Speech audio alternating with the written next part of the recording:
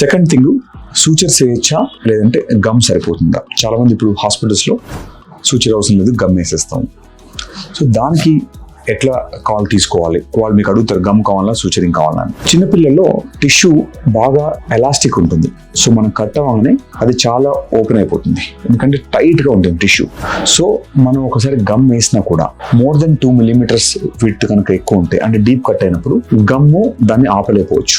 So temporary gum వేసినా కూడా టెంపరీగా అతుకున్నా ఏ మాత్రం దానికి డిస్టర్బెన్స్ అయినా అది ఓపెన్ అయ్యే ఛాన్స్ ఉంటుంది. కొన్నిసార్లు గమ్ వేసి దానిపైన స్టెరీ స్ట్రిప్స్ అని వేస్తారు. దాంతో ఏమవుతుందంటే గమ్ హోల్డ్ చేసి దానిపైన మళ్ళీ ఇంకొక లేయర్ ఆఫ్ సపోర్ట్. ఇది గమ్ ఎలోన్ కంటే కొంత బెటర్. సూచరింగ్ ఏమవుతుందంటే స్పెషల్ గా డీప్ వోండ్స్ ఉన్నప్పుడు సూచరింగ్ తో కంప్లీట్ గా ఆ వోండ్ ఓపెనింగ్ మీద టెన్షన్ ఉండదు. కంప్లీట్ గా లేయర్ బై లేయర్ సూచర్ చేయడం వల్ల మనకు పొరపాటున చైల్డ్ ఆడుకునేటప్పుడు తగిలినా కదిలినా మనకు వోండ్ ఓపెన్ అయ్యి మళ్ళీ సూచర్ చేయాల్సిన అవసరం ఉండదు.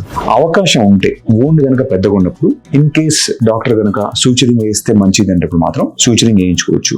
బాగా చిన్నగా ఉంది వోండ్ ఎక్కువ డిస్టెన్స్ లేదు, అంటే గేపింగ్ ఎక్కువ లేదు, అంటే లెస్ దెన్ 2 millimeters ఉంది, చాలా చిన్న గేపింగ్ ఉంది, టెన్షన్ లేదు అన్నప్పుడు మాత్రం మనం గమ్ సర్జికల్ గ్లూ కానీ గమ్ కానీ దానిపైన స్టెరీ స్ట్రిప్స్ కానీ ట్రై చేసుకోవచ్చు. ఖచ్చితంగా ఆప్షన్ ఉంటే ఈ డెసిషన్ ఒక ప్లాస్టిక్ సర్జన్ తీసుకుంటే ఫ్యూచర్ స్కార్ ఎలా ఉండబోతుంది, దాన్ని ఎలా ట్రీట్ చేయాలనేది వాళ్ళ మైండ్ లో ఉంటుంది. కాబట్టి ఆల్వేస్ ప్రిఫర్ అ plastic surgeon than general practitioner. మీకు అవకాశం ఉంటే. అవకాశం లేదు, నేను ఊర్లో ఎక్కడో విలేజెస్ లో ఉన్నాను, నాకు అక్కడ నియరెస్ట్ సర్జన్ ఎవరు ఉన్నారంటే ఆటోమేటిక్ గా మీరు నియరెస్ట్ దగ్గర ఎక్కడున్నా అక్కడ సూచర్ చేయించుకొని మేబీ ఒక నెక్స్ట్ 3 days కో 4 days కో మీ కనుక ప్లాస్టిక్ సర్జన్ అవైలబుల్ ఉంటే ఒక్కసారి విజిట్ చేసి సెకండ్ ఒపీనియన్ తీసుకోండి. ఇన్ కేస్ ప్రీవియస్ సూచరింగ్ లో కనుక మేజర్ ఎర్రర్స్ ఉంటాయి, అంటే పెద్ద పెద్ద సూచర్స్ వాడి అది అగ్లీగా ఉంటే మాత్రం యూజువల్గా ప్లాస్టిక్ సర్జన్స్ దాన్ని వెంటనే 3-4 days అయినా పర్లేదు దాన్ని రివైజ్ చేసి మళ్ళీ రీఅడ్జస్ట్ చేయగలుగుతాం. ఒక్కసారి స్కార్ ఫామ్ అయిన తర్వాత, అంటే ఒక 10 days కనుక లేట్ అయిపోతే